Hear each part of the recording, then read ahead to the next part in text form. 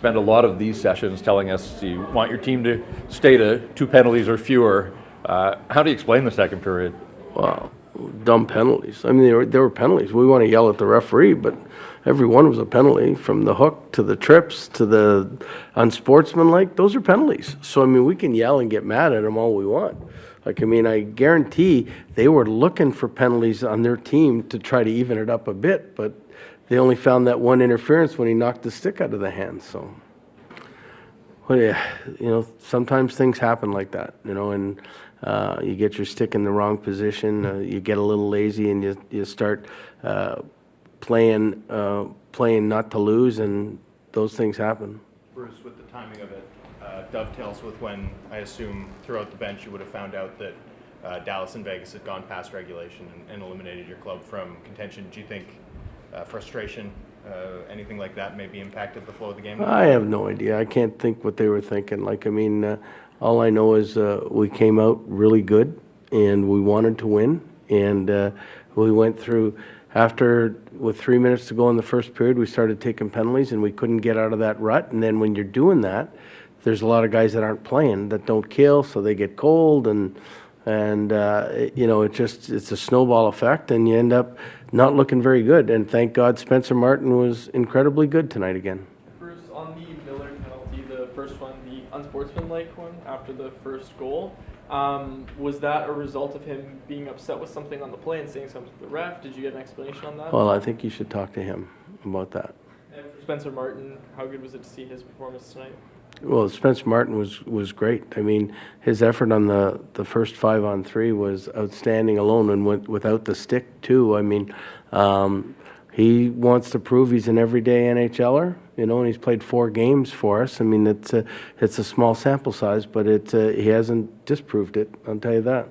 Probably take some time to sink in, Bruce, but 31, 15, and 5, that's a heck of a run to get as close as you guys did. What do you take from it? I don't know. I really don't know.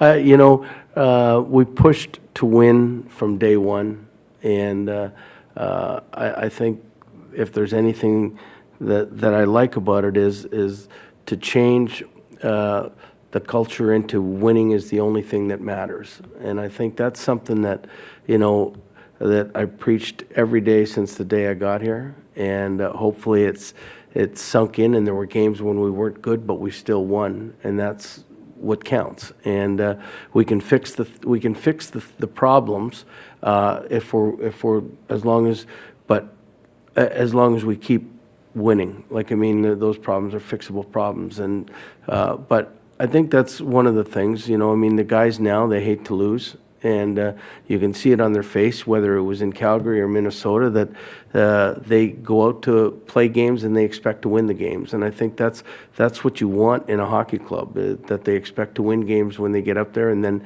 in the end, no matter if you're playing bad or good, they'll sacrifice to win the game in the end. Quinn mentioned both things, winning and culture, when he was just here a few minutes ago. So we didn't talk. But it probably doesn't surprise you. Just letting you know. But it doesn't surprise you, right? Yeah, no, and that's. But every team I've been on, that's what you preach, because that's what you're here for, is to win the Stanley Cup, and the only way you get that is consistently winning and learning hate to lose. You got to hate to lose more than you want to like to win, and I'm hoping if there's anything that we've established this year, it's individually that's the case. Bruce, Lockwood and Dermott, were those just coach's decisions tonight? No, Dermott got sick this morning, and I didn't want to go through the same thing, quite frankly, that Tyler Myers, when he got sick the other day, he was really weak during the course of the game. So, we had Burrows, and he was ready. And then, so I wasn't going to even have him warm up. And then all of a sudden, Hunt got sick before the game, or felt like he was going to get sick. So I said, Dermy, you got to have to warm up. We might need you in the end anyway. But Hunt wanted to play, and he didn't get sick in the end. So that was that scenario. Lockwood, he's got an upper body injury. Hughes was asked about setting the record. I know you talked about the fact that he's going to break it a lot more, but he brought up the fact that he was more concerned about his better defensive game, not so much this season, not so much about the points. You watched him before you came here. You've seen him since you've been here. Have you seen a dramatic improvement in that side of his game? Well, I didn't know how bad he was last year. Like, I mean, so I don't know how much of a dramatic improvement it was, but I do know it's something that he was consistently talking about, that that was a goal of his, was to get from minus 24 or whatever he was last year to being a plus player and a player that you can count on in defensive situations. That's what great players do. They work on the stuff that they don't think they're good at. They don't work on the, you know, I mean, he's a great skater and a great passer. Those are great things, but the other things that he's not doing well or didn't do well is what he was concerned about. So that's part of what makes a great player great.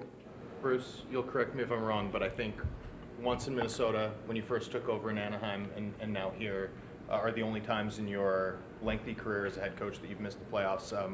How does it feel, just in terms of your reaction today? How are you processing it? Well, I mean, not happy, because I always believed, you know, up to the, I think with 2 minutes to go in the Dallas game, I said, geez, this doesn't look good, because I'm sitting there thinking, okay, you know, Chicago's resting at home. Vegas has got to go up there. Like, I didn't know Arizona was going to win. I said, Arizona's got to win a game somewhere, and this is an emotional game with Dallas. They might not be up with it, and then Vegas will lose in St. Louis, and then I'll phone Anaheim and tell Getzlaff to get that team ready for the last game. And but I hate it. I mean, you know, I mean, when you say that, I hadn't. I've only missed the playoffs once in a season that I've started. And that's from the time I started coaching in 1992. So it's not something you like to feel. I don't. I hate it. I think I'm all about winning. So it's a sour taste. Even though when you say what our record is, it's when Francesco asked me about the job, and I said I'll make the playoffs, or we'll make the playoffs, and I'm sure he laughed inside, but. It was my goal, and we didn't accomplish the goal. So at least we want to accomplish winning the next 3 games and getting over 90 points, and taking some solace with that. But it's not. It's. I don't ever want it to happen again. You talked at length about the culture of hating to lose, and I think you just expressed it again there. You've taken over more veteran groups typically. I mean, I know there's some veteran players here, but it's a bit of a younger group. Was installing that mindset a different challenge than what you'd encountered in previous stops? I don't think so. I don't think so. I mean, I love working with young guys because they're way more responsive than the older guys. They're more set in their ways a lot of times, and you have to massage them a little bit. But I think everybody that plays this sport at this level wants to win. So if they think that the message is a good message about winning, they're going to take it and embrace it. And that's hopefully the message I think I've given them.